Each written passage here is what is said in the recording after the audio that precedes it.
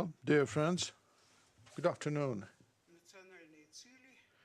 National goals and social challenges, regional aspect.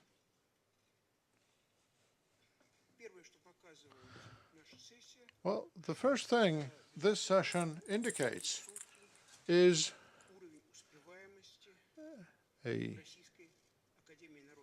very high level of performance at the Russian Academy.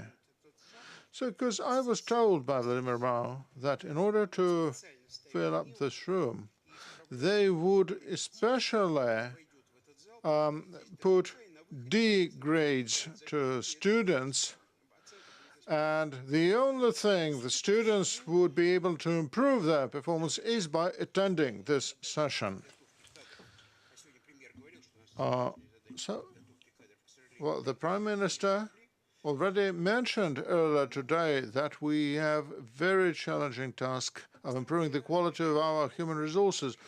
Anyway, so what we were going to talk about anyway? Oh yes, thank you. So, every time we get together the Gaidar Forum, and this is the 10th Gaidar Forum, every time this is a hallmark event. Just because we begin discussing economic challenges about the first people in every year,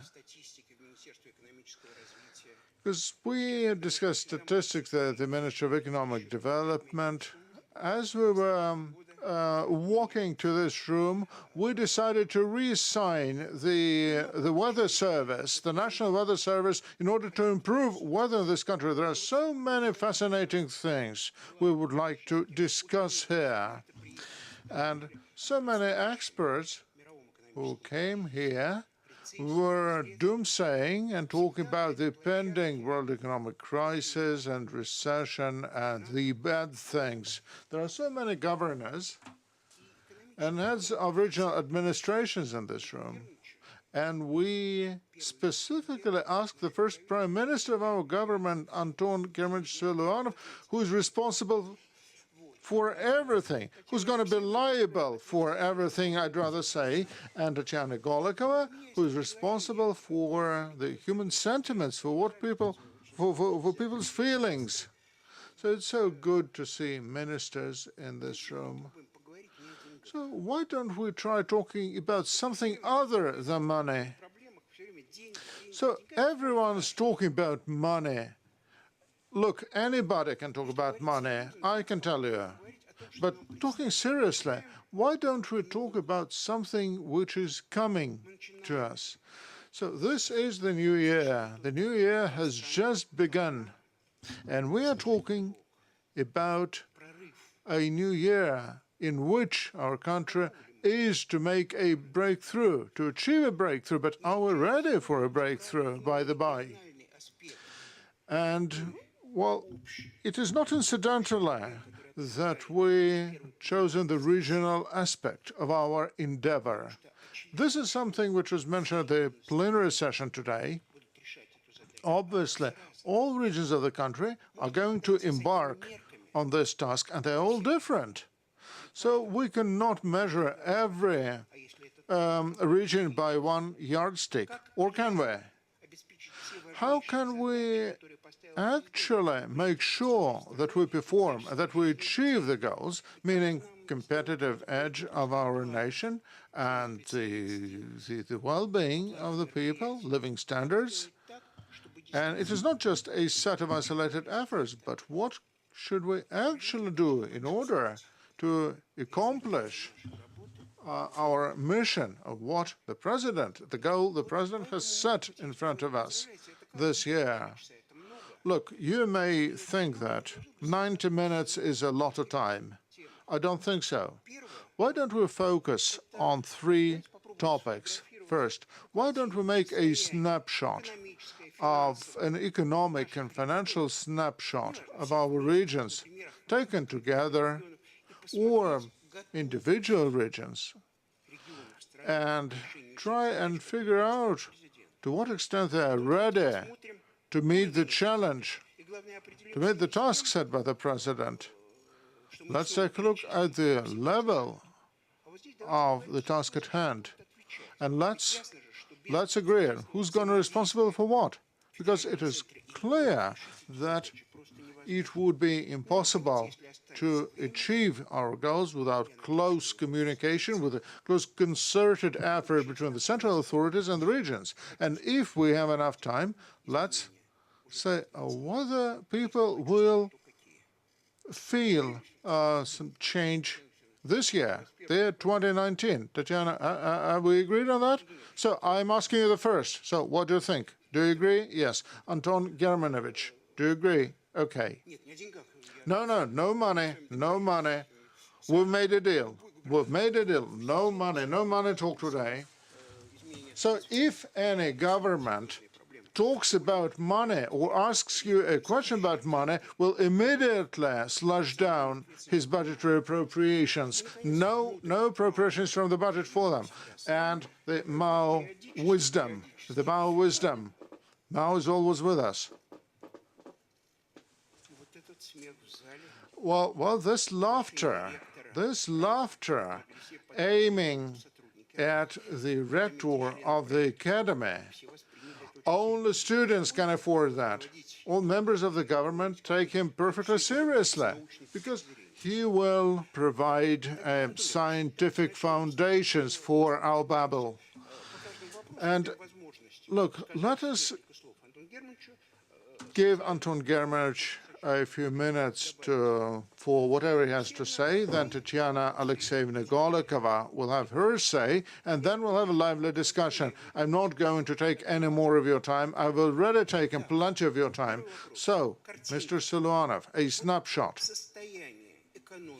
What's the current state of the economy and the financial standing of our regions? Will their current economic and financial standing enable them to achieve the goals? Have you seen the governor of Samara region? As soon as I pronounced these words, he stood up and left the room immediately. Take note of that. Take a note of that. So he stood up and left immediately after we agreed there will be no talk about money. Yes, right.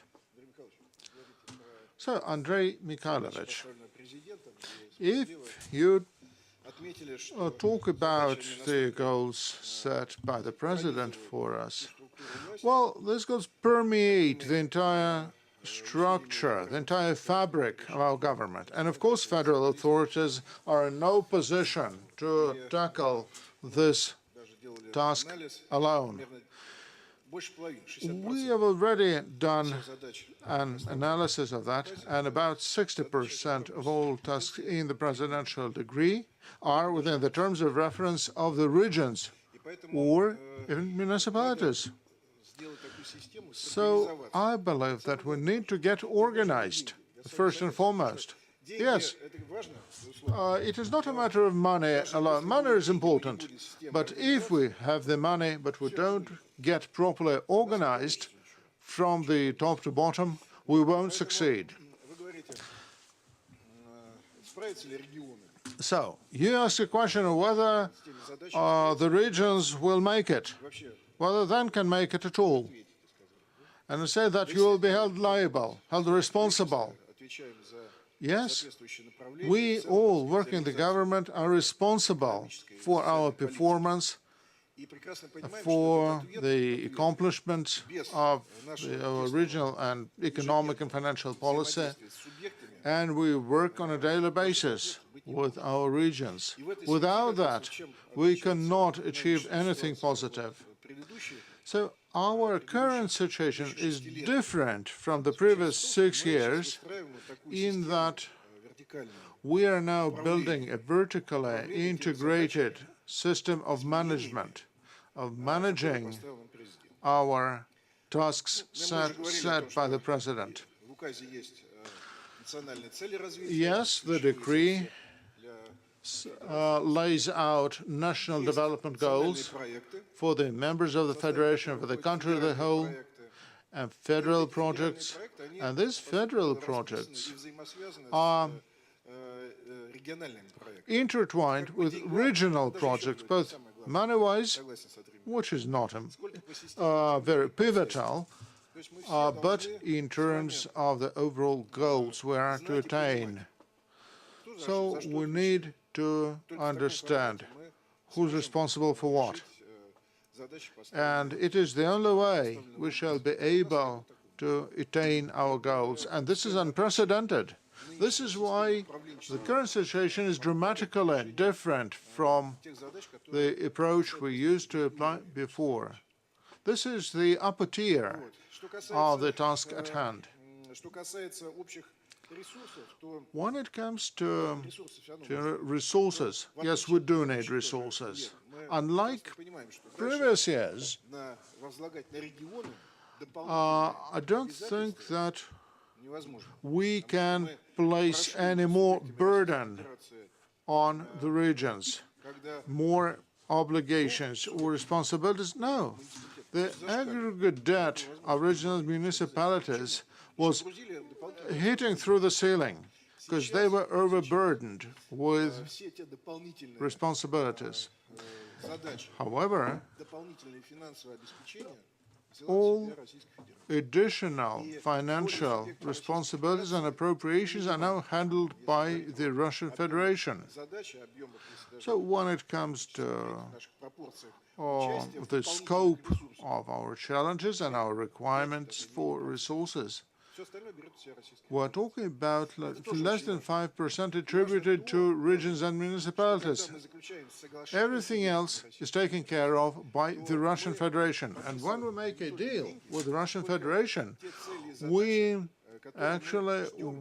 specify all the funding and all the funds by making use of the federal funding or regional funding or administrative resources by a proper goal setting. And this is the main thing. And it is the right thing that we probably need to teach regions handle this task.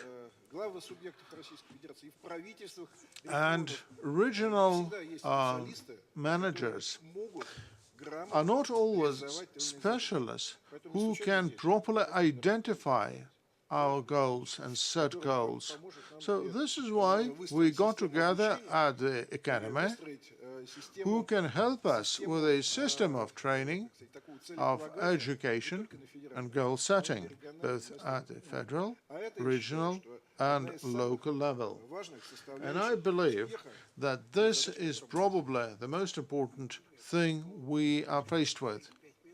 So we agreed that you will be talking for 5 minutes. No, you have not spent the 5 minutes yet. I can wrap it up. No. You'll have to talk more. I don't think anyone will dispute about the proper self-organizing and the recent interview, the brilliant interview you gave. Because it appears that we are only talking about national projects. However, there are so many other aspects of regional life. And hopefully, national projects should change some aspects of regional life. So can you demonstrate the first slide, please? First slide, please. Oh, yes, now they're showing the first slide. Look at the revenue consolidated budget, starting with 2009, looking at the federal transfers amounting to 25.1%.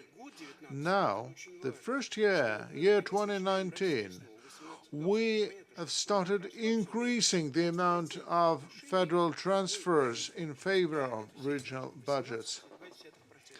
18.2% currently.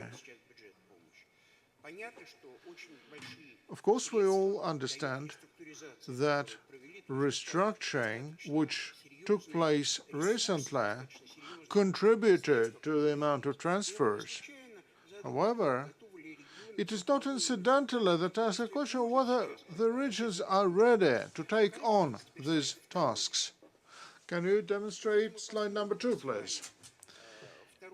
If you take a look at the second slide, you will see that regions were very careful about balancing of revenues and expenditures, whereas the green curve on top is the regional debt, the debt of the regions which kept ever growing. Yes, it started going down after the restructuring, but now let's take a look at slide 3. Slide 3, you can see the share of investment in the consolidated budgets of the regions. You can see that it goes down 8.4%, meaning that debt has been going up and investment has been going down, meaning that regions have to spend money or even borrow in order to meet their social obligations. We're talking about the wage bill, the payroll, first and foremost. So the efforts we're making now, do they provide sufficient basis for that?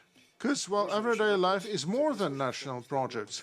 Can we come back to slide number 2? Because I can see some strange things here. You can see that the revenues and expenditures are the same, whereas debt has been growing. This can't be true. This is something which cannot happen at all. If our revenues and expenditures are balanced, if they are matched, then the debt cannot grow.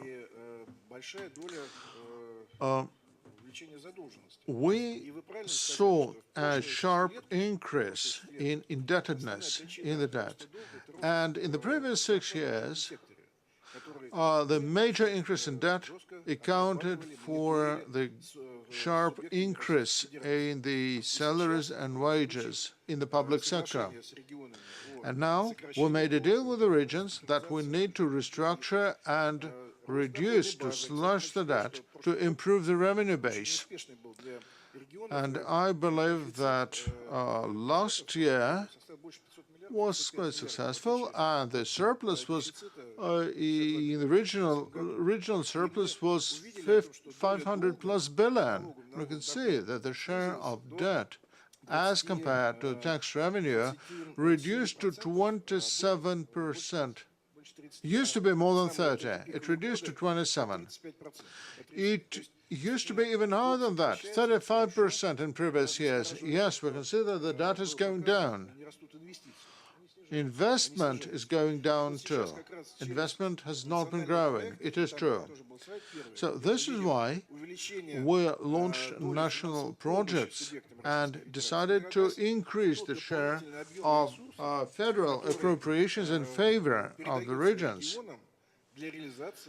so that they could implement national projects. And we are talking about an extra 600 billion rubles. So, and this accounts for investment and safe roads, quality roads, housing, utilities. This is the extra funding coming from federal authorities in order to deal with national goals. And this is the right thing. And your revenues will be growing because we'll actually assign to you the excise revenues for petroleum products, for gas, and road construction will be growing, and financial assistance to the regions will be growing, earmarked for road construction. So this growth, which is notable in 2019, will continue, meaning that this is enough, meaning that this sets the basis for resolving the issue.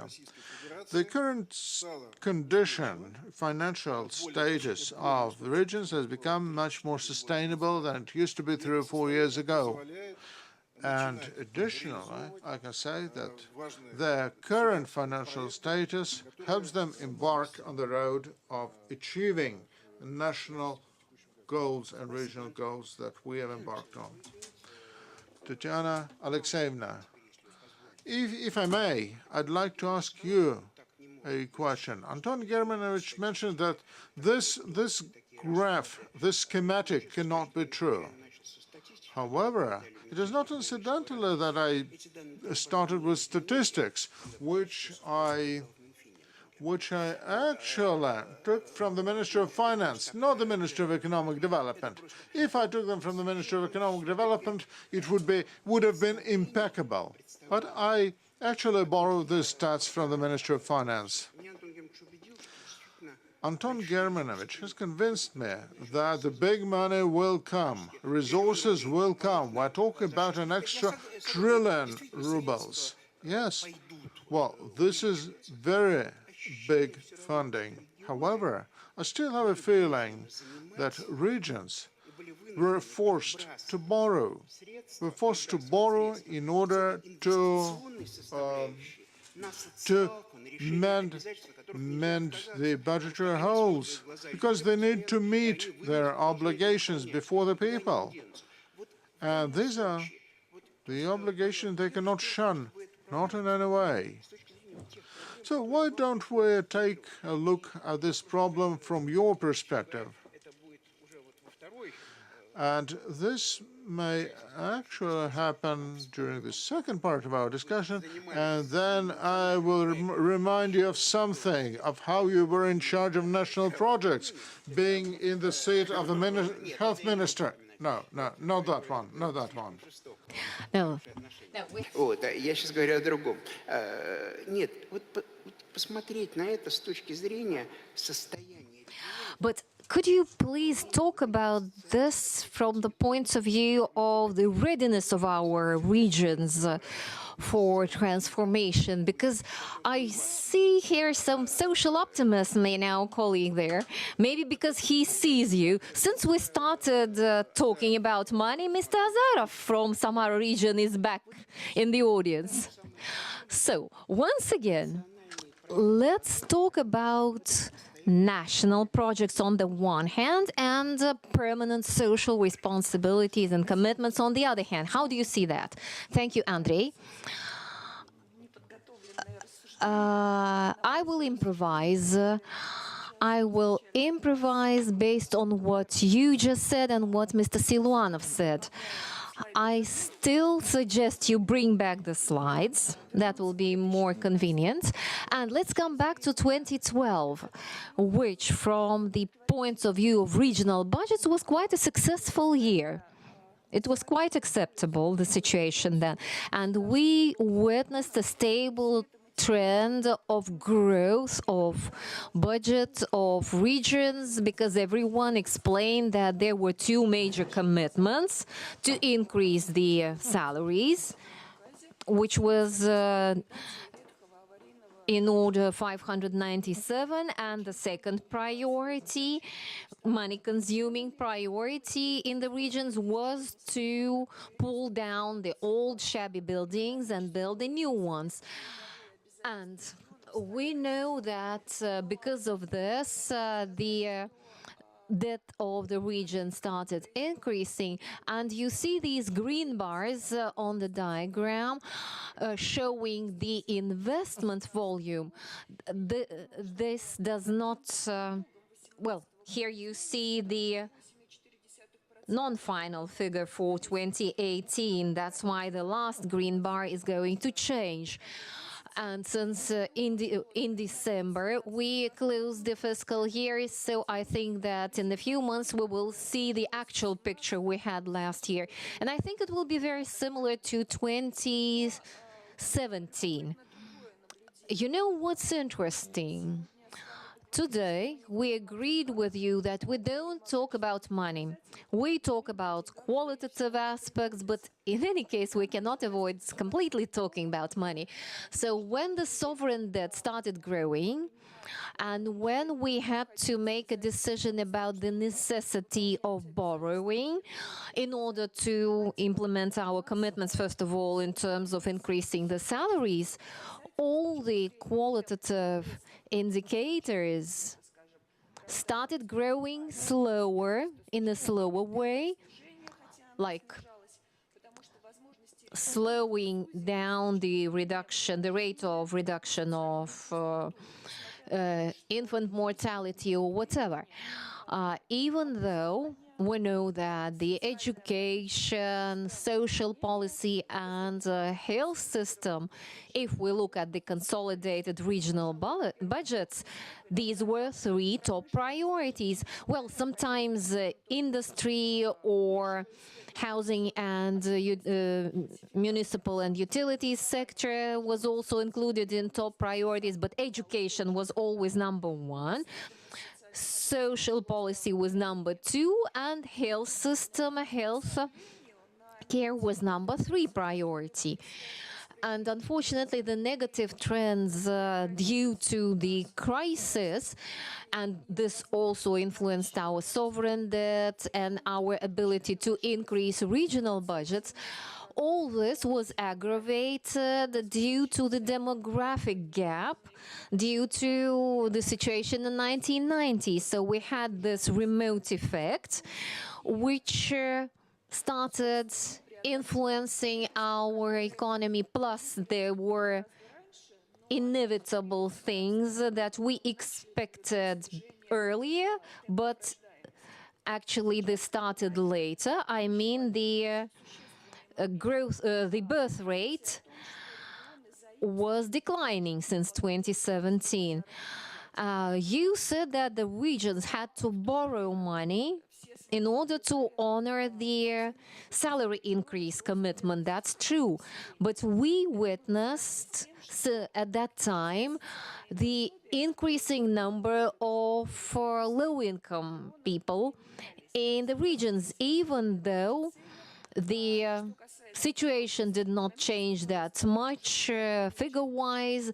The possibility to increase the economic development, improve the economic development was also limited. So finally, we found ourselves in a situation which I very much hope will soon be over. But now, for instance, considering all we did in 2017, the result of which we saw last year, I'm talking about restructuring, first of all, the one that you mentioned, restructuring of the loans that were granted to Russian regions in order to improve their ability to increase the income of the population of the regions. And I think that Anton Siluanov will support me, but I think that if we talk about the economic situation in Russian regions last year, we can say it was acceptable.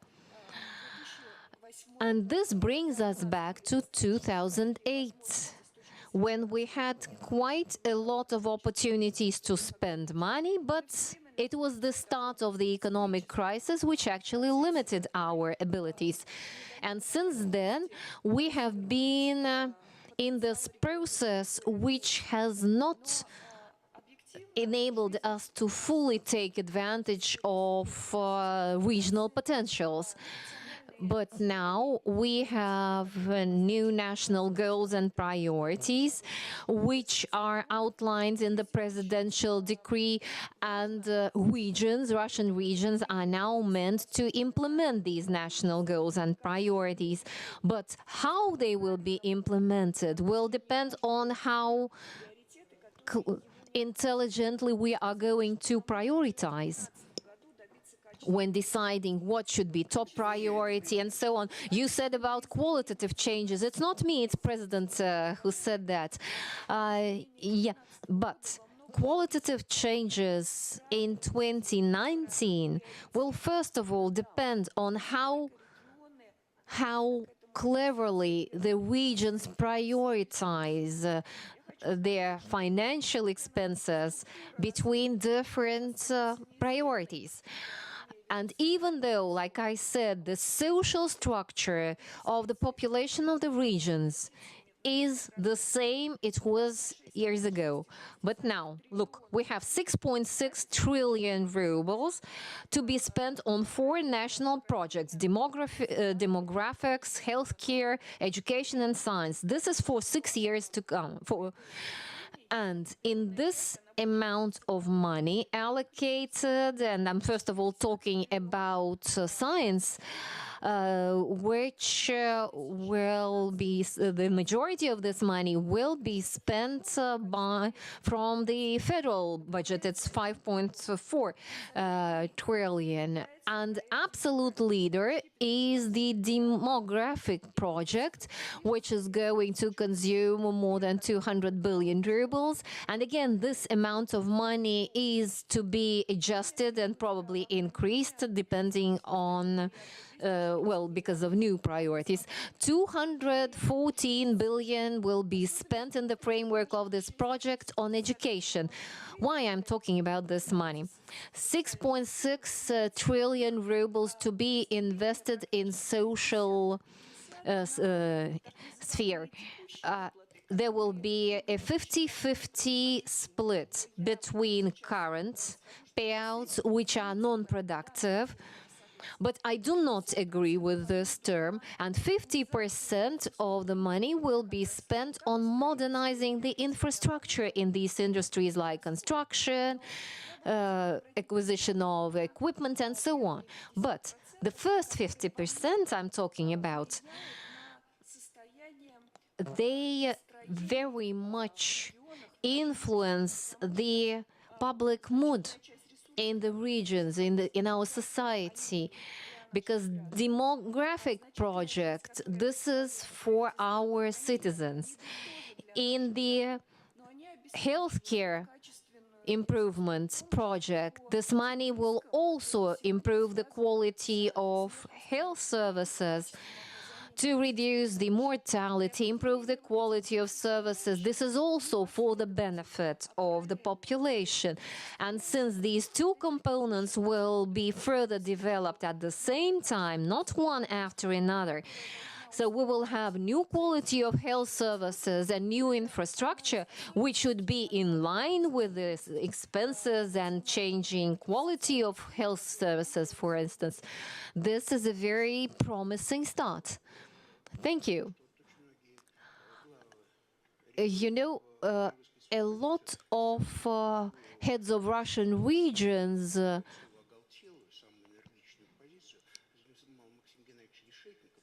they want to say a few words about this. They really ask me to give them the floor to say all they think about it. Wait a little bit, please. You can take the microphone and think about your question or think about what you are going to say. Yeah, he said that he promised that he's going to think about to speak without thinking about the consequences of what he's going to say. But before that, I would like to ask Anton Siluanov to look at the 4th slide. Please show us the 4th slide. Colleagues, number 4 comes right after number 3, if someone has forgotten that. Okay, let's see.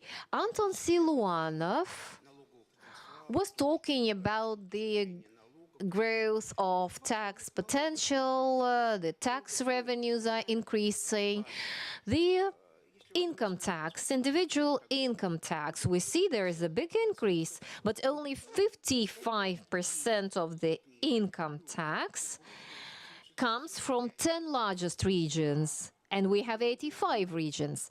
Now, look at the right side of the slide, 57% of the profit tax come from these regions, which means that this money is not evenly distributed. There is a governor here who's been,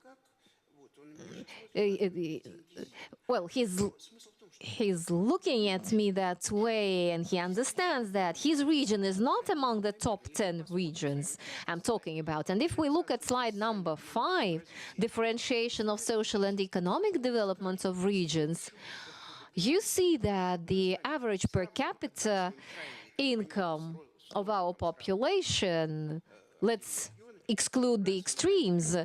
Let's take 10 most successful regions, and let's take 10 least successful regions, and you see that the difference is more than threefold. If you take the other figure you see here, the difference is even bigger. Now, of course, we are not going to finish our discussion without our colleague, but when you are talking about solving these social problems, Tatyana, do we think about the fact that based on constitution, all the citizens have the same rights, independently of the region they live in, but they have different environment and different opportunities? This slide is not completely correct talking about social and economic situation in regions, because the main part of payouts under the demography projects, they are linked not to the what you are saying about, but these payouts are due to having a second child and funding and whatever. And talking about the mandatory health insurance, for instance, where the major part of the money on from healthcare project goes to the picture, is also different from what you are showing us, because your average per capita income of our population, it does not take consideration of the money that comes through the mandatory health insurance fund, for instance. I'm sure this is not included. And that's why I think it's very important also to remember another thing. The mechanisms the Ministry of Finance uses, the Ministry of Health uses since 2019, these mechanisms are there to minimize the differentiation and differences between the regions. I'm talking about the mandatory health insurance money and the others.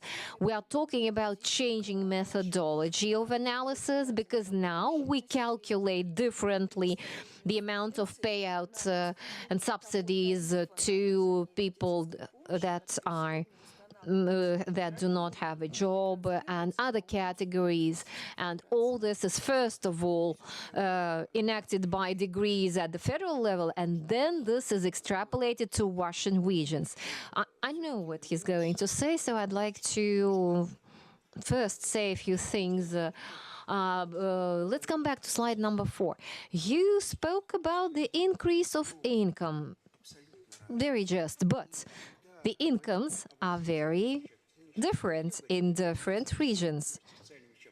Yes, you are right to say that this is not quite about the social situation, but about development and investment in region. This is what these figures are about. Well, I would still like to say one more thing. What we are now going to roll out in regions, this is going to influence the regional GDPs, and this will influence the figures you showed on your slides. Definitely, if you ask any governor what will be his regional GDP after these projects are implemented, I'm sure none of them will have an answer. That's why I even don't ask them about it. And the second aspect is that we will see any change if there is an economic breakthrough. And how are the incomes distributed? That's the question. Because we know that a possibility for a breakthrough is different in different regions. Yes, this slide demonstrates our current situation clearly. It is true that there is a certain degree of differentiation. And it is true that the economic potential is concentrated in a handful of regions. Moscow, first and foremost, revenues are large, the financial and banking sectors are large, the production capacities are larger than elsewhere in the country. However, there are some other industrially developed regions. This is why we are special. In order to level out economic opportunities and economic potentials, we are using transfers in favor of some regions. So you said that we have different opportunities and a different potential for employing resources. So we can say the 10 largest regions in the countries which account for the larger share of the corporate income tax and the personal income tax. They will be entitled to a smaller amount of federal transfers. We are going to channel much more resources to those regions that are in need of them. And that would be the right thing to do, because Moscow may not actually require any financial assistance from federal authorities, whereas other regions which do not have their own revenue sources are entitled to help from the federal budget. And the redistribution techniques we're using take care of the different economic potentials. And now, as we promised, Maxim Gennadievich, the floor is yours. Why don't you turn your back on Siluanov? Well, does it make any difference to you now? So, first, when it comes to regional finances, I fully support what's being said, that this has been a year of recovery for regional finances, although the year 2018 we will draw the line below it only in 4 weeks' time. I agree with what Tatyana Golikova has said and what Anton Siluanov has said, that we now have a new interbudgetary rules and we do hope for leveling out our budgetary opportunities. It is likely that we'll see an increased growth in revenues in those regions which are less well-to-do. I believe that we're only talking leveling out.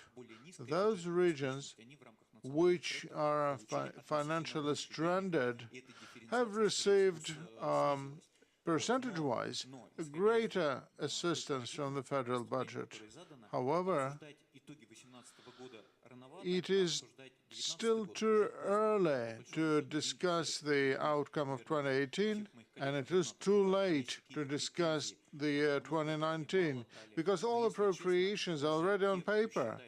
They're already finalized, and even those people who say that they have received too little in terms of national projects, there are those who may think they're okay, whereas some others believe they're not okay at all. The Perm territory is entitled to the 9 trillion rubles in interbudgetary transfers, whereas we have made a deal covering only 25% of that amount, the amount of transfers from the federal budget. So let's talk about how we're going to deal with that. So we need to channel a lot of funds down to municipalities, and it will take another 3 to 4 weeks, meaning municipalities will actually receive the funds somewhere in March, by the month of March. And then they will have to sit and wait at least 10 days, meaning that municipalities can start the tendering process only somewhere in May. In many regions, the construction season only lasts from May to September, depending on the rainy season and whether there are heavy rains or not. Meaning that this is a borderline situation. Yes, the situation is now much better than in previous years, because they would normally send us money somewhere by September and would take it back by December. Now, why don't we make any 3-year agreements? Why don't we sign the deals before January 1?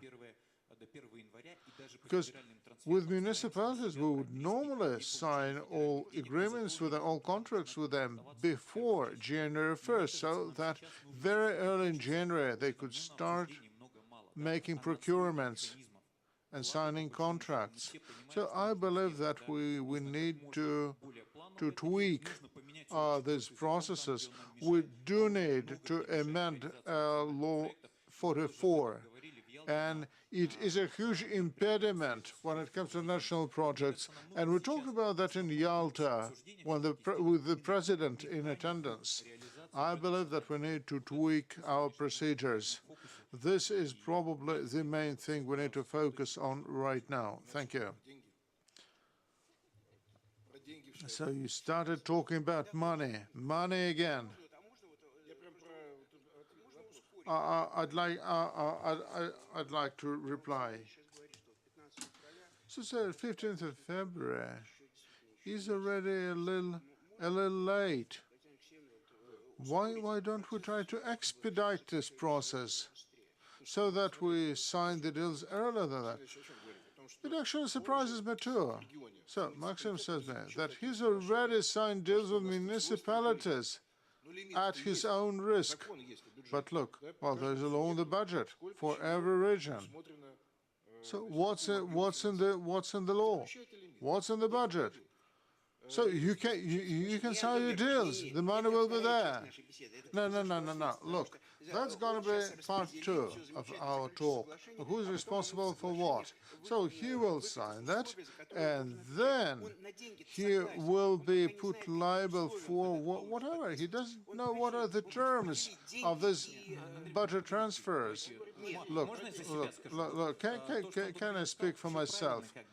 What Anton Siluanov said, yes, that's right, but we are talking about an electronic budget, and we need to have all the classification code, and we need to stretch this code to each municipality, because the budget now is actually an across-the-board budget, and it is. We can do something because we don't want to do that, but this is a borderline solution. This is very risky. So when it comes to very risky, this is for Prosecutor General. However, in his presentation, he said there are no governors here who do not have any claims or criticism. I think there is one. This is Natalia Komarova. Would you pass the microphone on to her? Because they account for 25% of the federal budget. So you are sitting pretty, aren't you? Really, 25% of the federal budget. Sitting pretty you are. Yes, you are the breastfeeding mother. Yes. Indeed. I come from a region which is very hardworking, and we are making money. We are producing the resources and we are producing the revenues, which are then redistributed for the benefit of the entire member or of all other members of the Federation. I take no criticism. About that we have money. Look, I work in such a way with my team that money is a resource. You may have 1,000 units or 1,000,000 units in resources, but it is just a resource. Secondly, like our moderator has just said, we are generously sharing our revenues with the rest of you, and we would be happy if we are left with 10% of what we make in terms of revenues. Our relationships are even, they're stable, and they're based on law. I wanted to mention something else, though. Let's say national goals. National goals is a message which permeates the entire decree of the president. National goals can be achieved in a breakthrough way. And breakthrough means innovation. And innovation is a challenge. Innovation is a challenge to society. Recently, we broke through on the web and the internet 30, 40 years ago, and we witnessed the stratification of society that ensued. And we started alleviating this conflict, started leveling the playground. I do believe that we need some breakthrough solutions, breakthrough approaches. And what's important is to preclude a contract of social conflict, social turmoil, unrest. One will launch our innovation. Innovation must be socialized, integrated into the fabric of society from their very inception. So I believe that the best way out of this risk zone is human engagement and involvement. I believe that we need to focus on people. And this is something that would help us with the proper goal setting and proper implementation.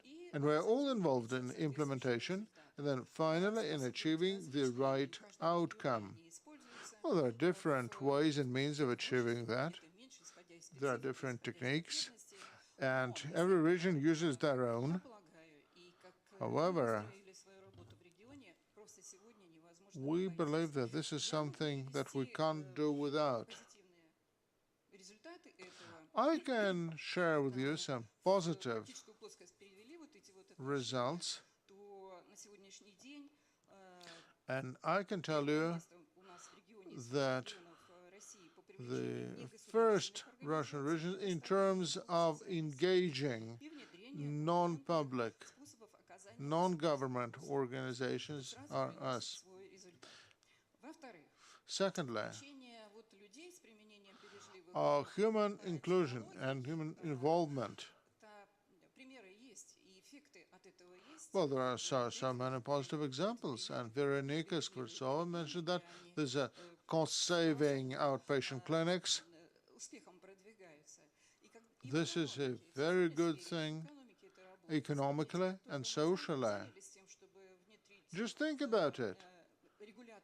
As soon as we introduce this economic control and target figures, we immediately tracked an increase in economic activity. Here's yet another thing. We produce oil, if someone forgets.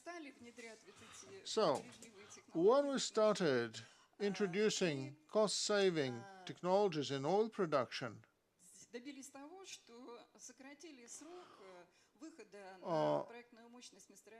our time frame to achieve design capacity was 2 or 3 years earlier than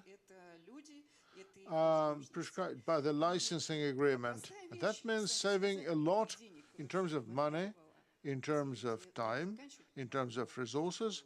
Should I wrap it up already?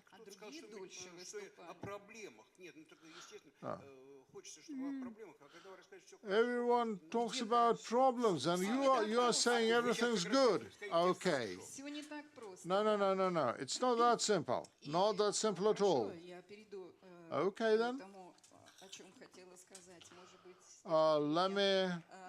Let me get to the brass knuckles. Because what I have been talking about until now was very important indeed. You mentioned Minister Tepelin, you mentioned productivity. That's important. Labor productivity is extremely important. And however, this is also a challenge for the non-primary, for the manufacturing sector. We are a region which relies heavily on the primary sector, and the labor market can actually bog down all procedures aiming at increasing labor productivity. So, two things now. And let's talk about a strategy decisions. Spatial development of the Russian Federation. I want to address members of the government. Please take our proposals positively.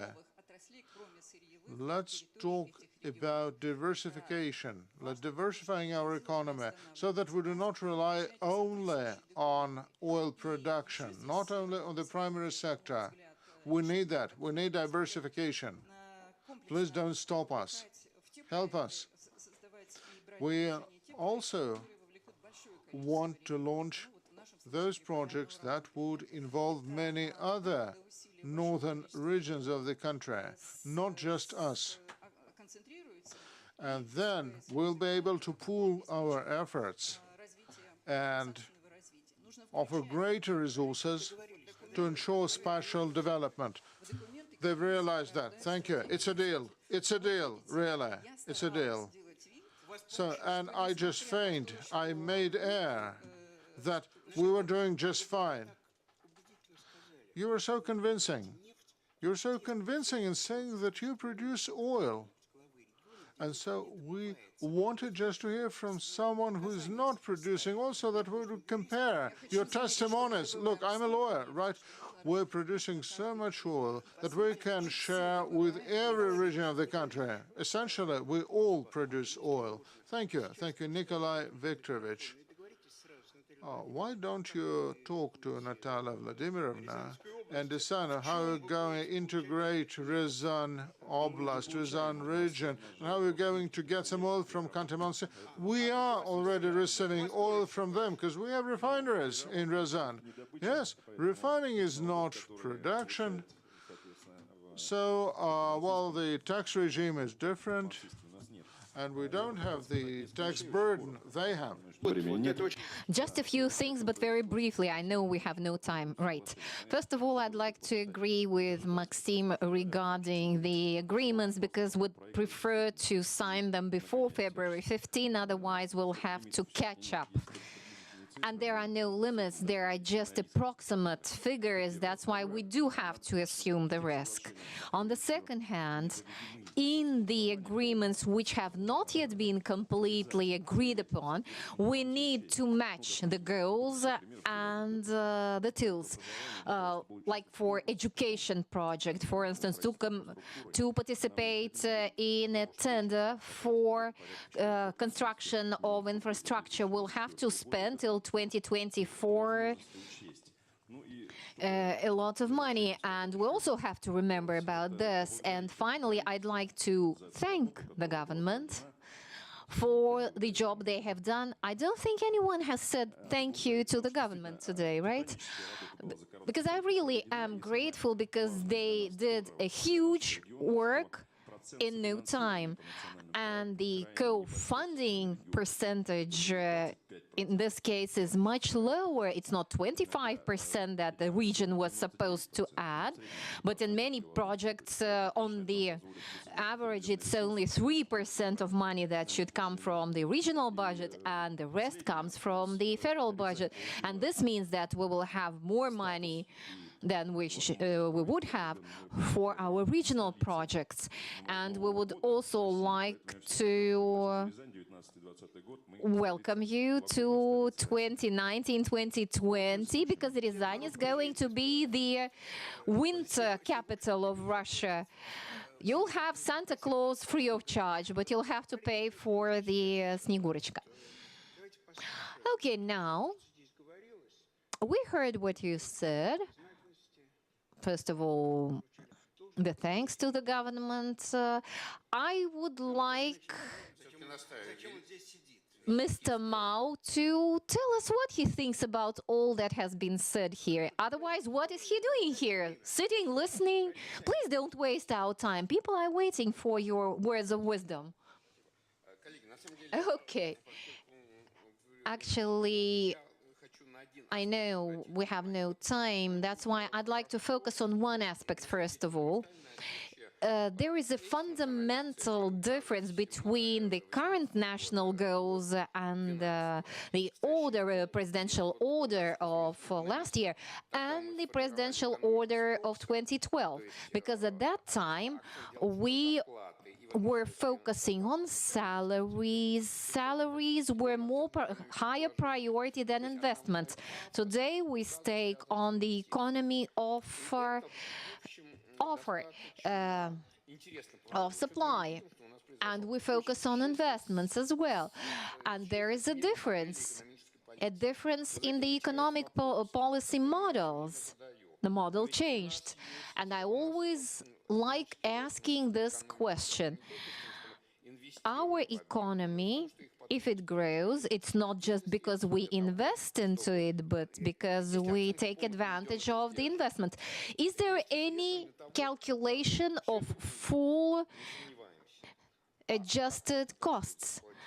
And how are you going to use the infrastructure and other things that are going to be built and organized as a result of these national projects? We can talk about any industry. You can build a top-notch theater in every little town, but will you have enough ballet dancers to staff it? And will the population be able to pay for the tickets? That's what I mean. So we have to think of how to build in small towns and villages regional theaters. No, I'm joking. Okay, colleagues. We had a great discussion about the current status of regions. I remember how we started these discussions about the level of co-funding. And I would like to thank Anton Siluanov and Tatyana Golikova for their contribution. And this 95–99%, which is stable more or less across different projects, this probably shows that the state policy changed. I mean, financial, economic policy with respect to Russian regions has changed. Everyone's talking about agreements. We understand that the money will be channeled to regions based on agreements, and the agreements will stipulate what results should be achieved, right? It's a top important decision that was made. The president approved it because you remember if there were any now there is personal responsibility for improper use of funds in regions. Now it's the governor and whoever who's responsible for that. And while Mr. Reshetnikov is ready to sign, isn't it high time to sign? And, you know, Anton, do you remember when there was a discussion, when we discussed the budget? Remember one of the main problems? The problem was that the budget was shaped for certain objects or projects. For instance, a region needed to build a cancer center or something. They made an application that they needed money for this. And when they made their applications for funds, they would have to report not just that they built a center, for instance, but they would have to report on other aspects, on other indicators, like increasing the lifespan in the region, like improving the quality of healthcare or whatever. So maybe, probably soon, the time will come when we'll see who is responsible for what. I know the federal center, the region should collaborate, and there is no other way than to collaborate. But how do you see this? Maybe we will also all have a consensus like we had in the first topic we discussed. Which commitments should be considered as federal, which commitments should be taken by regions, and how are they going to fit each other? This is a key question, by the way. You are right. Because a lot in implementation depends on how properly you word the goal and prioritize the resources. And the success of implementation or failure will be the result of this planning and analyzing. Who's responsible for what? you asked. We are currently talking about either federation or the regions. The president very clearly set national development goals of the Russian Federation, and of course the Federation, together with Russian regions, is responsible for this, but it is the government who's going to be held responsible for the result. And I mean government ministers, vice prime ministers, because the implementation will be judged based on national development KPIs, and the development history will be also judged. Again, the federal government will be first responsible at the level of ministers or deputy ministers. And all these national goals and national projects, like we said, they are translated, they are extrapolated to regions. And like we agreed, the goals of regional development have 15 indicators to judge their implementation, like creating new jobs, investment amount, lifespan, and so on. And they are in line with national development goals for implementation of which the Russian government is responsible. So from this point of view, we realize that we are in the same boat anyway. We have 15 key indicators. It's like a level of poverty, quality of cities, and many others. Trust in authorities, the trust level, that's number one indicator, right? And the level of investment also depends on it. 25% of investment in the GDP is distributed between different ministries and regions. The regions see our vision, how we want to distribute these funds across the subjects, across the Russian regions. And I can foresee the following response. No, that's impossible. Either you give us the money, someone would say, or give us a place or whatever. If it's impossible, then we will not be able to implement the presidential order. But that's not the way it is. The presidential order should be implemented. If you look at the total amount of investments you have to attract to your region by opening new production facilities, creating new jobs, the order is to be implemented. And that's why it is a matter of the team you create for implementing this goal. And it's not only money that can help solve the problem. No. It will be an agreement at the State Council. We all discussed it, and all the governors agreed and voted for this. Yes, definitely. So you have to implement the order of the Russian president, right? And I know it's not easy, but there is another task which isn't easy either. In the framework of the federal projects, based on national projects, we conclude agreements with the regions. The money has been allocated, but again, like I said, money is not what will only help. Like you said, the money is not the key to success, is not the only key. Right. The money is allocated for something in particular. The ministry says you have to build 10 enterprises, for instance, but you need to improve the quality of life in the region, you need to reduce the mortality rate.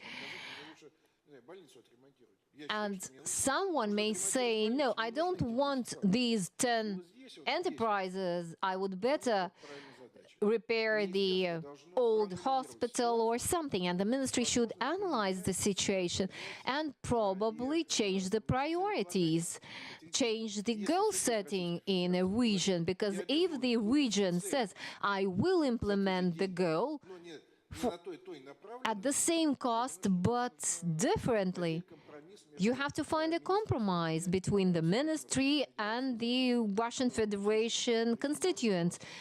And you have to listen to the region and see how the region could improve its performance. That's the main point.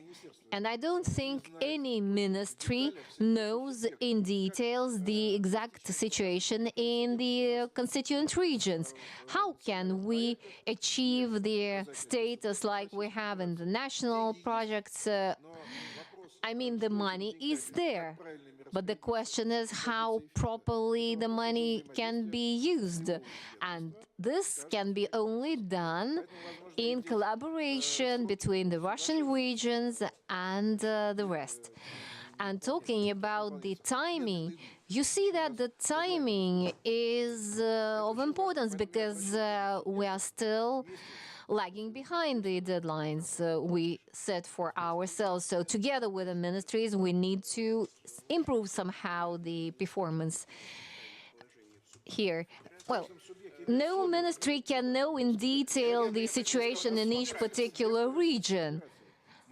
Oh, why not? Maybe, yes, you have to build a clinic somewhere, you have to build a federal center or whatever, and somewhere probably your top priority is to build a new and normal road.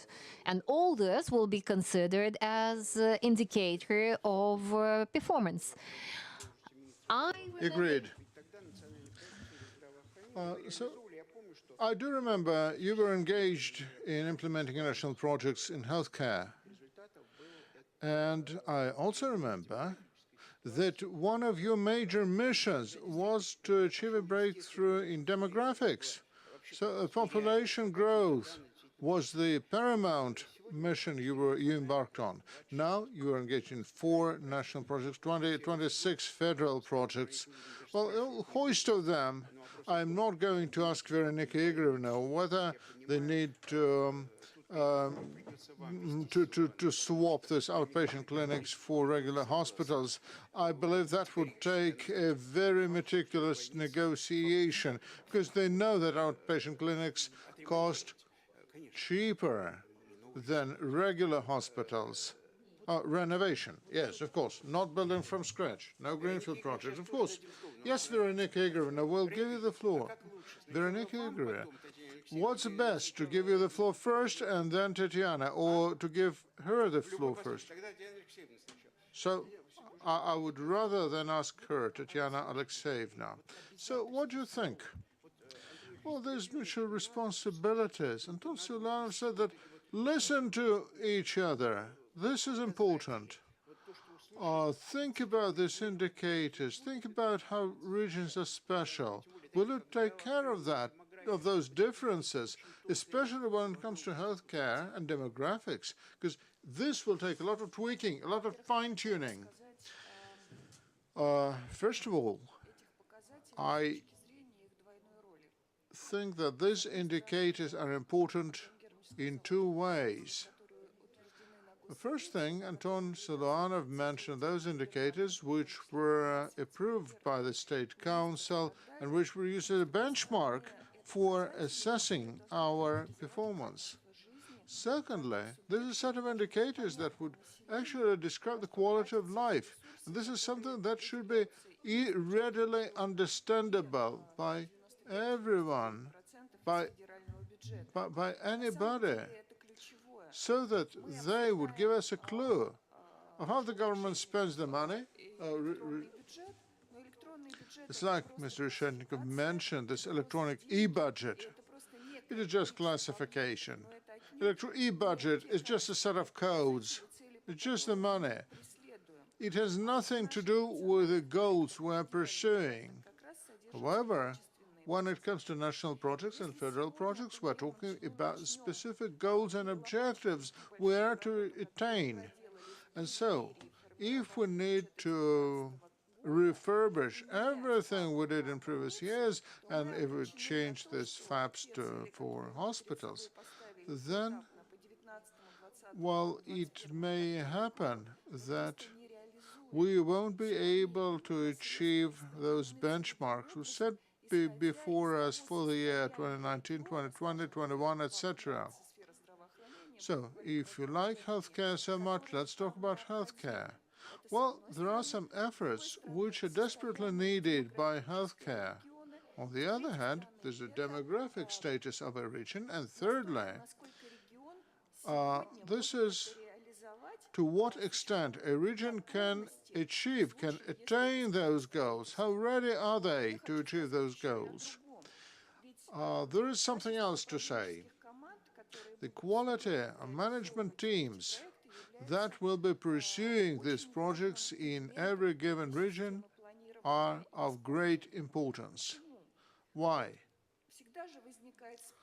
Because there's always this ever-going dispute about the quality of indicators set at the level of governor and the federal government. There is an increment in population, which is a balance between mortality and birth rates. Well, the presidential decree does not mention any mortality as it is. There's mortality amongst active population. This means that the governor in each region should set this mortality rate for them as an indicator. Then this cancer mortality, here's yet another indicator, and then come some indicators pertinent to the performance of every health institution. Say lethality rate and morbidity rate or whatever. And then this is something that should permeate the entire vertical structure of our management system. And if we do not do this, we won't be able to actually attain the quality indicators and the priorities we've set in front of us. Because this is something we'll need to be busy achieving throughout the entire period. And years ago, we couldn't even dream of something that we would be able to discuss the birth rates or mortality rates by factor. We've identified most sensitive points, and Veronika Igorevna identified the most important mortality rate, heart diseases. And the effect was good. And this was because the choice was right. Choice of an indicator was right, and this is true across the board. This is something we need to set out in front of us from the very beginning, and this applies to healthcare, education, road construction, environmental protection, everything. And this should be one of the most important topics for governance. Thank you, Tatyana. Thank you. Absolutely. Yes. In a moment. I'll pass the floor on to you in a moment. Look, not many people are so immersed into this topic. And people will think, well, lifespan, life expectancy. And say Cybulski, we'll ask Cybulski to achieve the same lifespan as Vassiliev in Dagestan, but they're so different. Vassiliev has performed everything, so he can put up his feet, whereas Cybulski, he is doing pretty well, right? So, did you want to add something very briefly? Because, well, there's going to be yet another plenary session in this very room about the healthcare national projects. One thing I wanted to say, we worked for, the Ministry of Healthcare worked for 6 months with all the regions, focused just on that. And we have 85 total different regional segments, brought together by single methodology and single common understanding of the methodologies and techniques of achieving a reduction in mortality and morbidity rates. However, I can see that there are so different approaches to the outpatient clinics and everything else. So what we're going to talk about during the next session is a do-it-yourself kit using the same or common federal approaches. Thank you indeed. You actually mentioned one very important thing. Just so consider that we have like 15 minutes before the next session begins. And this session will focus on most serious topics. And during the remaining 15 minutes, I would still like to hear from you. So, to hear from Mr. Artamonov. So, what's in it for you in all these projects? I want you to meet face to face with Veronika Skvortsova, or are you going to salute to the health minister and say whatever they say? No. We waited until we could actually devour you by the end of this session. So, for justice sake, recent years were very difficult, and we struggled through the past years. And we actually have to recognize that. We may bicker, we may argue, we may claim, well, there's too little money for us. We may claim all regions are very different, but it is only through concerted effort, through common work, that we managed to survive and to struggle through all those years. Well, we've had so many joint meetings and sessions, and those were tumultuous. Sometimes arguments turned quite sharp. We debated restructuring and various shares split between budgetary and regional appropriations. And eventually, that enabled us to achieve a well-balanced solution. So 95 by 5 split or 99 by 1 split, that was a decision that took us unawares, totally. And so those were the terms and conditions that we could hope for. And Veronika Skvortsova mentioned it rightfully, that the health ministry actually took very detailed account of the specificity of every region when putting together a general national project. And I believe the same approach would do a lot of good for all other ministries. I don't think I should name any names right now or delve into details. We still have ongoing discussions. We may still be not very certain about some of the target figures or benchmarks. Well, it may appear that it's already too late to debate. However, we want to avoid a situation when the time flies by, and when we actually arrive at the completion point, that it turns out that the task was set improperly. We don't want that. We don't want that to happen. Or we underperformed, and we failed to achieve it just because goal setting was not done correctly in the first place. I believe we need to revisit some of the initial goals that were set for us. We are now talking so much about sharing, funding, and spending money. However, our major task is to improve our revenue streams. And that boils down to economics. So we need to keep this in mind. The first thing we need to do is to create a proper groundwork for the national projects.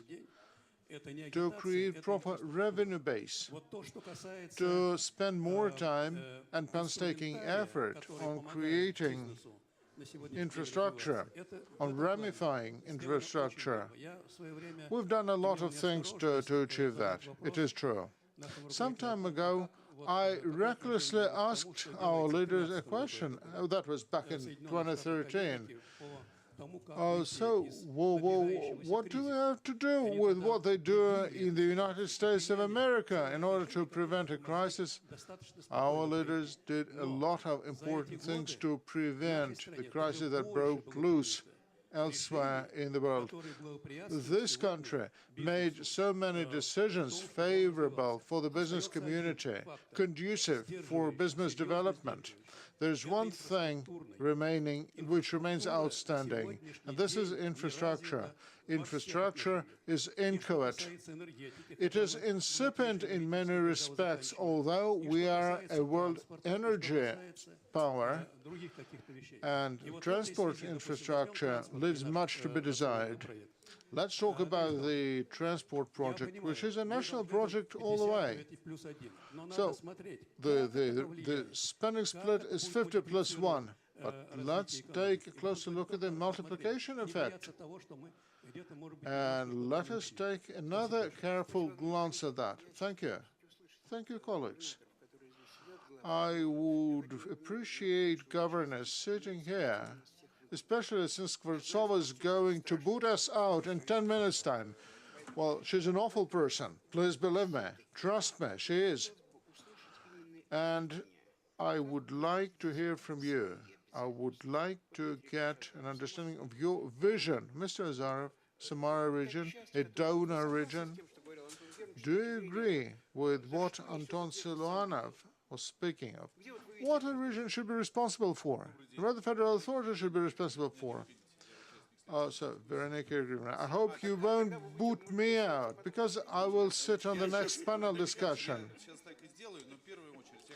I'll exactly do that, but first of all, I wanted to thank you. No one has thanked you yet. So I can actually take my seat after that, but I can continue. Please go on in the same vein. I wanted to thank Anton, Germanovich, and Tatyana for this useful discussion, this interesting discussion. When it comes to responsibility sharing, I believe that our agreements will actually delineate them very clearly. That's right. The State Council and the Presidium of the State Council achieved a concerted decision, although we didn't always talk about numbers. Numbers are important. And still, we actually worked hard together with the government, and hopefully will achieve very optimal, well-balanced decisions. I want to thank you, Veronica Igorevna. I want to thank other ministers and members of the government here. So we use healthcare as a good example. In healthcare, we have a very detailed picture, a very detailed step-by-step plan. So we discussed that in a very painstaking manner, indeed.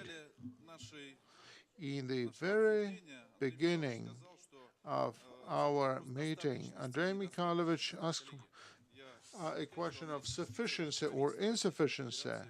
The Center for Analysis under the Russian government actually formulated a sufficiency matrix that actually is a good answer to all many questions asked during this session.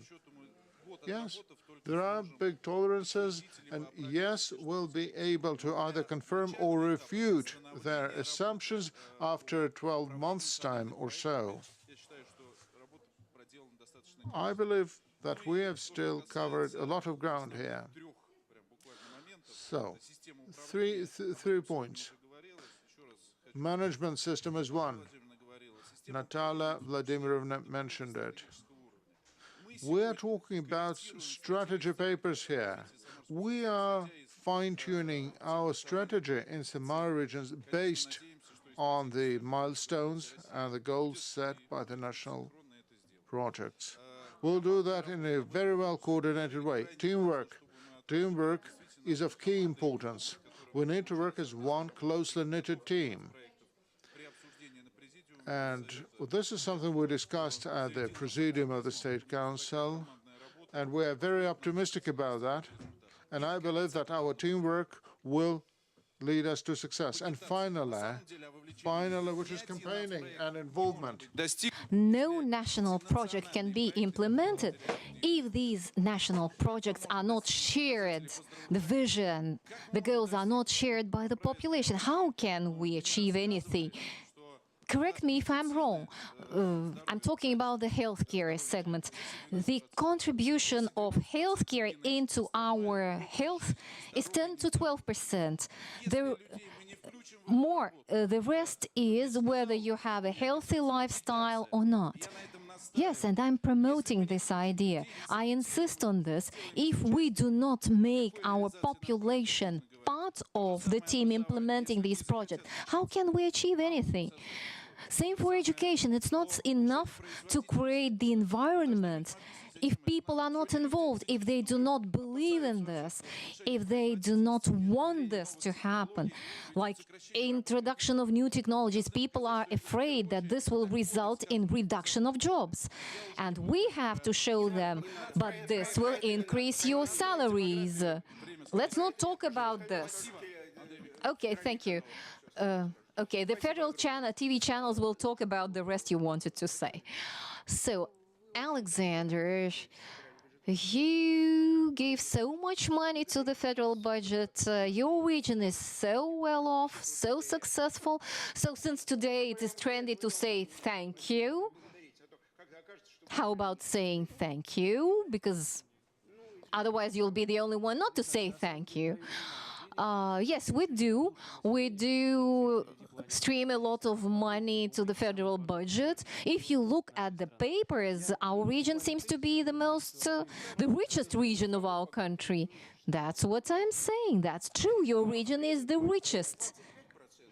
Yet Komarov gives 25% to the federal budget, and you only 9%. This is per capita, because in Komarov's region we have fewer people, fewer population. And let's answer my last question. I'll answer it a bit later, or I can start by answering it. Let you answer my last question. Yes, of course, people will feel the changes. We have 12 priorities as national goals. And this is about everyday life of people. From early morning you get up till late at night when you go to bed.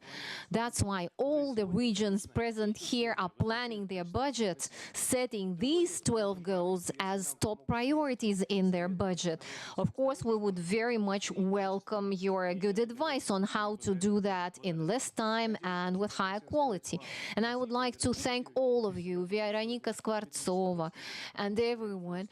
Dmitry already said that, but I want to reiterate that today the education and the health projects are the most prepared projects for implementation in our country. And today we said that we discussed whether we can implement these changes in the same way in all the regions.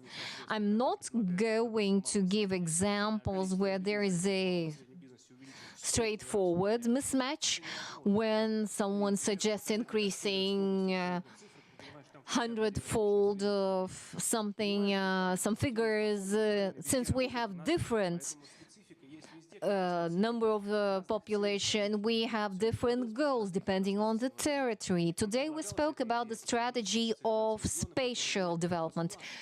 But this is not the times of state plan. We live in the extreme north of the country. Should we stimulate building additional housing?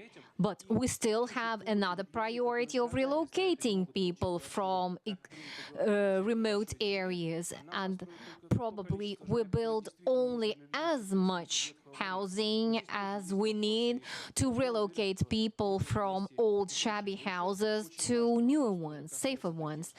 And another, for instance, question, it's not about the central regions, not about Moscow, for instance, but I feel it. We have a lot of new technologies, new modern practices, but we have no idea about them. Our specialists in health system and education system, they do not really know what they should strive for. And that's why it's very important, among others, to ensure good corporate training of specialists in these areas for us to understand what good practices exist, what best practices exist for us to follow them. Thank you. Thank you. And you know, I would like to ask, and I will ask a question, but before I ask my last question to all of you, my question goes to Vladimir Mau. Tell me, please, out of what you heard here, except for this thanks saying from all the governors of Russian regions, did you understand who's going to be responsible for what in implementation of these national and regional projects? First of all, I would like to thank you, Andrei, in particular, because I know that Andrei Makarov is the author of the whole script of our session, and he did that. He decided what we were going to discuss while he was on the plane. But, well, it just sounds very popular to invent what we are going to discuss sitting on a plane. Yeah, and I'm thanking you for this, Andrei. And like we said, everyone's going to be responsible for everything. Don't you feel that when everyone's responsible for everything, no one's responsible for anything? Well, I'll answer this later, but now just a few comments. I think it's important what we started discussing just now. We are discussing how to assess the success of implementation of projects without being too much stuck to figures. Because for me, there are three key performance indicators. Number one is trust. After the general session, we had a meeting of the chairman with the chairman of the Russian government with international experts, and he said that the key currency today is trust. Number two performance indicator is private investment trends, because this shows whether private investors have trust in this or that particular region or not. And another key indicator of implementation, of successful implementation of projects is demographic situation. Each region, each constituent of Russia, including those present here, they are broken down in figures based on demographic parameters, and there are three countries to whom this, with whom this correlates most of all. Yamal-Nenets Okrug. Oh, no, let's take Khanty-Mansi region, since we have a governor here. So, in terms of population, it's like Bahrain, Gabon, and countries like this. It's neither bad nor good. It's just fair comparison. In terms of birth rate, Australia, Great Britain, or USA. Lifespan, official lifespan. Why? Let's look at Yamal-Nenets region. 4,560, well, 4,500 something. This is product per person. In Ingushetia, it's 60,000, 75 times less. I can give you examples for all the indicators like investment per capita, investment, and so on. But because it's so different in different regions, you are the great Mao. No, and a very humble one. Okay, a humble one as well. Did you understand what Anton Siluanov will be responsible, what Tatyana Golikova will be responsible for, what others will be responsible for? Absolutely. Let me answer. Siluanov is going to be responsible for the money. Tatyana Golikova will be responsible for changes. And each governor will will be responsible for their people. These are your students and academics applauding to you. And by the way, one more thing, last thing, because it will not be good and fair if the whole audience stands up and applauds only to you. Mr. Artamonov said or meant one important thing. The purpose of these national projects in our discussion is to proceed from the logic of taking away and sharing it to another logic, putting together and multiplying. This is so okay. Don't say a word more. Okay. Then can I ask? Who should I ask? Roman, can I ask you?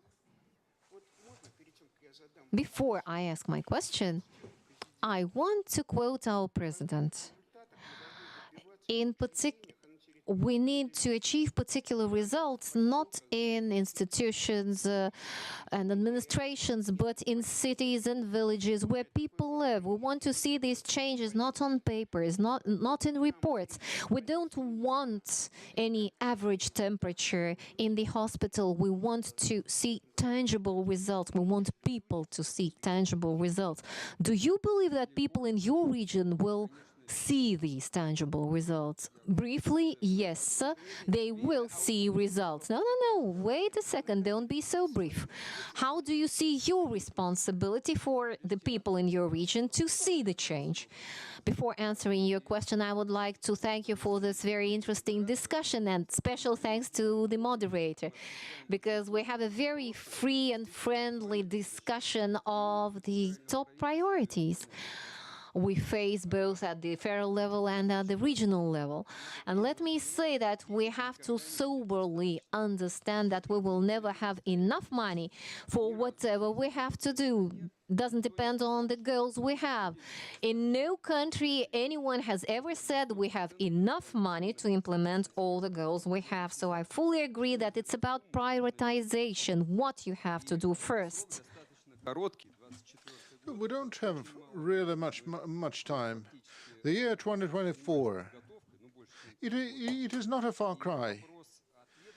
And the matter of responsibility and how this responsibility is shared is something which is in the paperwork for each national project.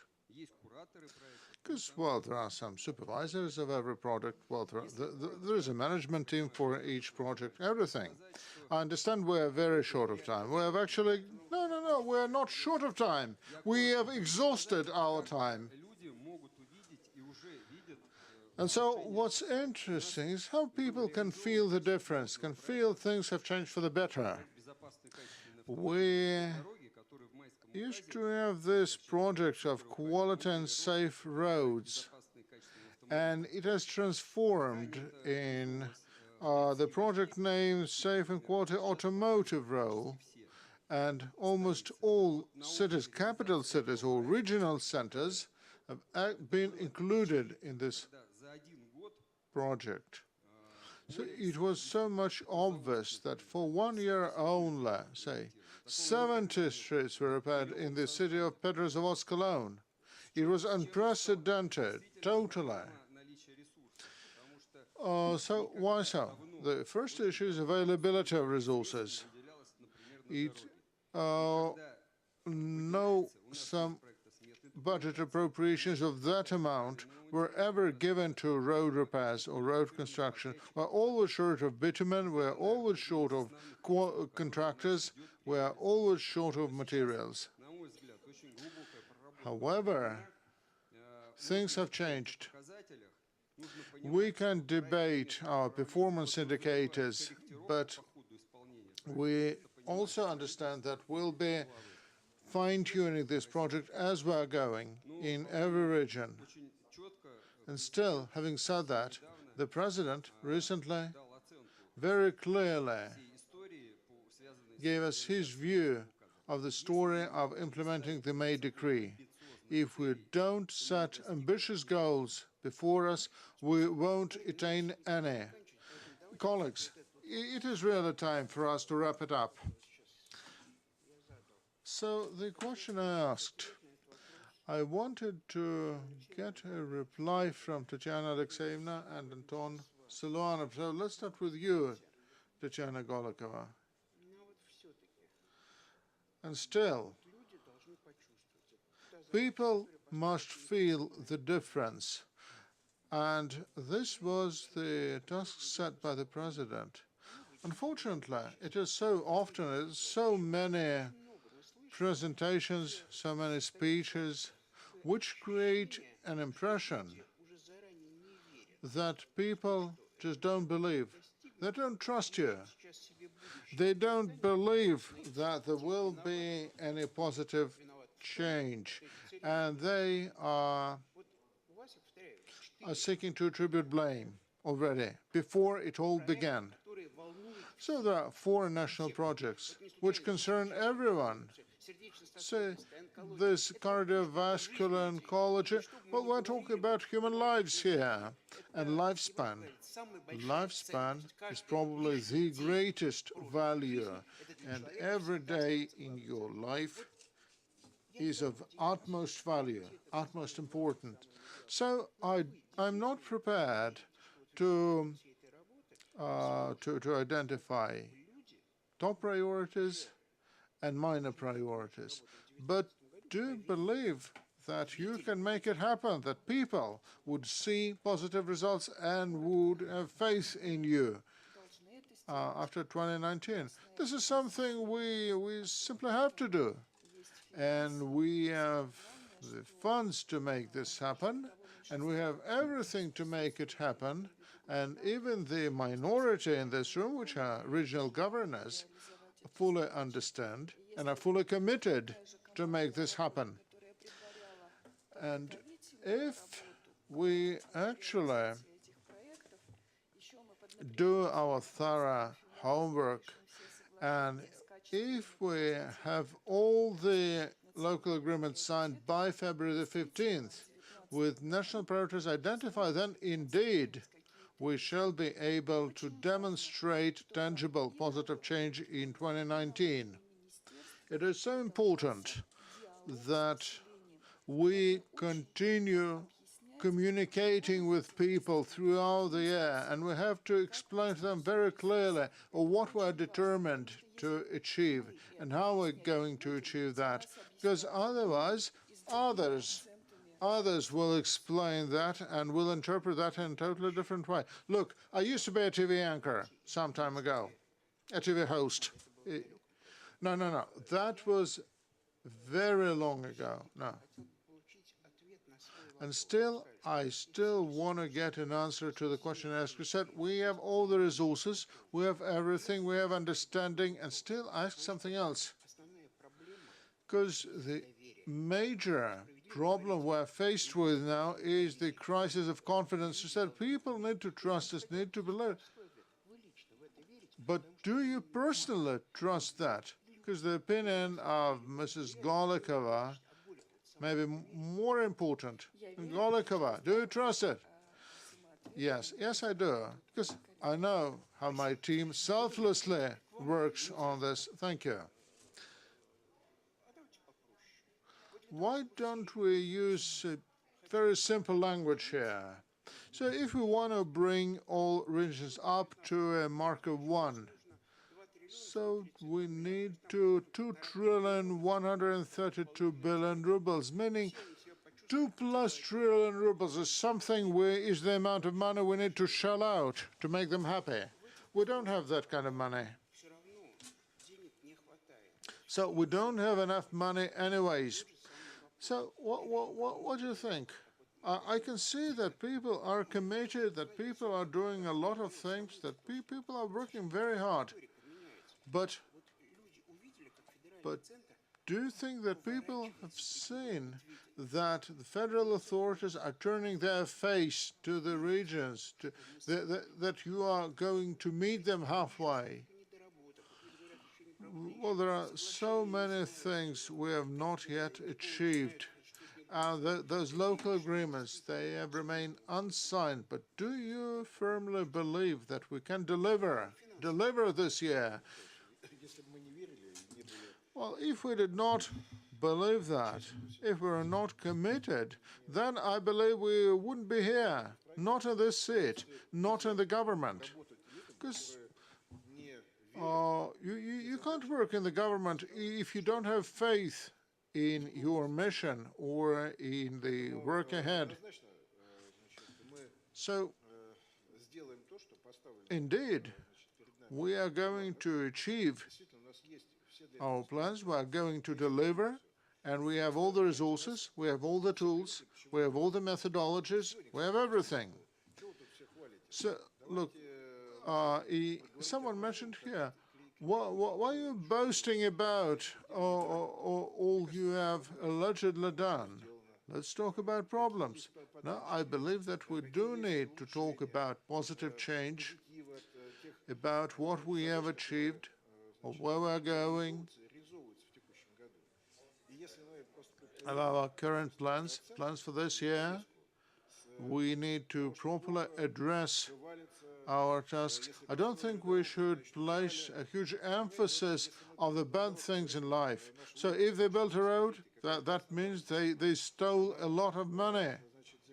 No, we built a road, and this is a great road, and we actually have a new one. Instead of the old pitted road and bumpy road, I believe that we shall deliver.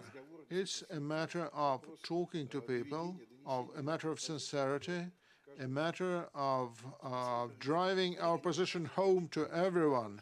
Colleagues, it's time for us to wrap it up, really. I have kept my mouth shut most of the time, as you noticed. And still, I actually, confidence and trust. I believe this is a key question for us. And when we talk about these performance indicators, we are prepared to talk about labor productivity. Although we fell short of the benchmark last time, investment, we fell short of the target last time, and Mr. Siluanov said we didn't work hard enough. However, look, well, there are actually two problems we are faced with. First, we didn't work hard enough is one, and we're not sure whether we're going to work hard enough this time. And secondly, Tatyana Golikova said that we do not take our time explaining things to people. Say, oncology. Obviously, you can't actually resolve that through a construction effort, through building a hospital. And still, people will say that one change will happen. The president says that it's important for people to feel the change. And the bumpy road, it is no longer there. There's a safe and high-quality road now in place now, only provided it doesn't get bumpy in a short while yet again. Just because they had to spend some money and they actually laid the asphalt in late December in heavy snow. So these performance indicators should be so transparent. And this is something that should reflect the level of confidence in government. And I further believe that everyone speaking today demonstrated confidence in their ability to make people's lives better. So let's understand, let's come to grasp one important thing. Like Vladimir mentioned, the debates in the next 11th Gaidar Forum. So, and if this discussion really takes place in 1 year's time, let's start with our replies of whether people had faith in us, whether they had confidence in us, and whether they believed us and whether we delivered. And if we say yes, if we give a positive answer to all of them last time, then that would be good. And finally, I want to thank outstanding experts in this room, and the first Prime Minister and Vice Prime Minister and governors who look people in the face every day and who take a very hard exam every day, and who spoke their minds, and who were very frank, who were open in their remarks, in what they said. And that sincerity and frank and open atmosphere is something that matters. And I want to thank you all who stayed till the end of this session, and the discipline instilled in the academy by the rector, by the great Mao, who said that if any student leaves during the meeting, that would be his last day as a student. So thank you once again, and I apologize if you didn't have a chance to speak. Thank you.